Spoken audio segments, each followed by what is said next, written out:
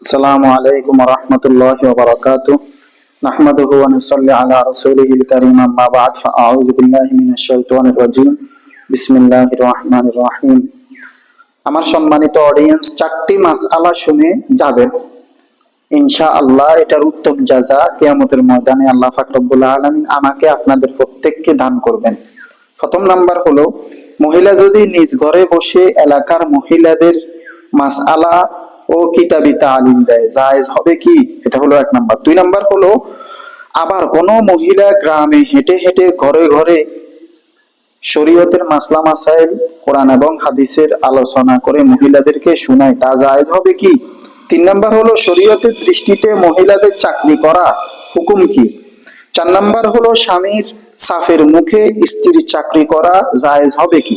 প্রথম আসেন, মহিলা যদি নিজ ঘরে মানুষদেরকে মহিলাদেরকে কোরআন এবং হাদিসের তালিম দেয়, এটা জায়েজ নাকি না জায়েজ? আবার মহিলারা হেঁটে হেঁটে বিভিন্ন বাড়িতে গিয়ে কোরআন এবং হাদিসের তালিম দেয়, এটা জায়েজ হবে নাকি হবে না? দুই শর্তের সাথে জায়েজ হবে। এক নাম্বার হলো, কোরআন এবং হাদিস সহি শুদ্ধ হইতে হবে এবং কি কোন আলেম দ্বারা তাকে পরীক্ষা করতে হবে কি ধরনের সে তালিম দিতেছে, সহি শুদ্ধ করি দিতেছে নাকি দিতেছে না, এই পরীক্ষা করতে হবে। এক নাম্বার হলো এটা।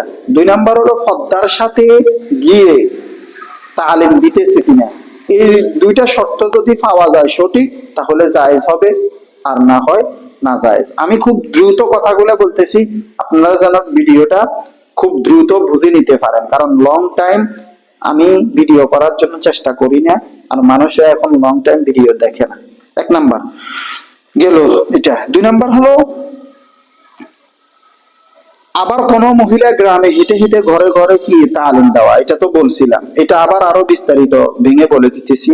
হেঁটে হেঁটে বহু দূর গিয়ে যাওয়া, এটা ঠিক হবে না। কাছাকাছি যাইয়া যদি কোন মহিলাদেরকে কোরআন এবং হাদিসের তালিম দেয় পর্দার সাথে আর সহি শুদ্ধ ভাবে যদি তালিম দেয়, জায়েজ হবে, আর না হয় জায়েজ হবে না। তবে পরীক্ষা করতে হবে আলেম ওলামাদের মাধ্যমে, পর্দার আড়াল থেকে সে কি ধরনের তালিম দেয়। তিন নাম্বার হলো, শরীয়তের দৃষ্টিতে মহিলাদের চাকরি করার হুকুম কি? ভাই দোস্ত বুজুর্গ, প্রত্যেক ব্যক্তিকে আল্লাহ পাক রব্বুল আলামিন দায়িত্ব দিয়েছেন। পুরুষকে আল্লাহ পাক রব্বুল আলামিন স্বামীকে দায়িত্ব দিয়েছেন, সে চাকরি বাকরি করবে বাহিরে। আর মহিলাদেরকে দায়িত্ব দিয়েছেন, অর্থাৎ স্ত্রীদেরকে দায়িত্ব দিয়েছেন, স্ত্রীরা তার স্বামীর ছেলে সন্তান এবং কি তার ঘরের আসবাবপত্র সে কি করবে, ঠিক রাখবে।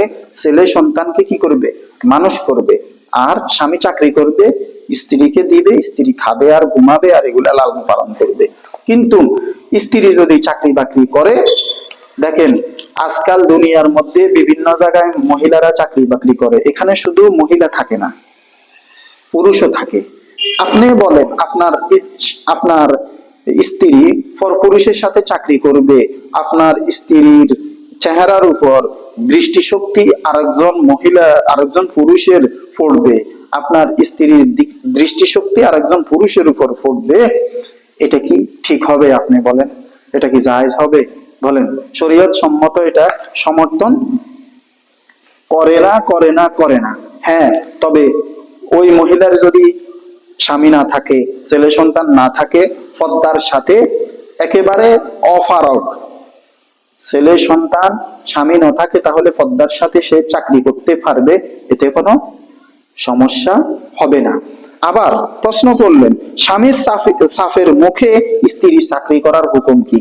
ভাই দোস্ত বুজুর্গ, যিনি প্রশ্ন করেছেন, যে একজনে বললেন যে হুজুর, আমার স্বামীর সাফের মুখে পড়ে আমি চাকরি করি, কিন্তু আমি চাকরিটা ছেড়ে দিতে চাই, কিন্তু আমার স্বামী আমাকে গালমন্দ করে, গালিগালাজ করে, কিন্তু আমি আমার স্বামীর চাপের মুখে পড়ে আমি চাকরি করতেছি, এখন এটা জায়েজ নাকি না জায়েজ, এখন আমার করণীয় কি? হাদিসের মুসনাদে আহমদ কিতাবের মধ্যে এসেছে, লা তাআতা লিমাখলুকিন ফি মাসিয়াতিল খালিক।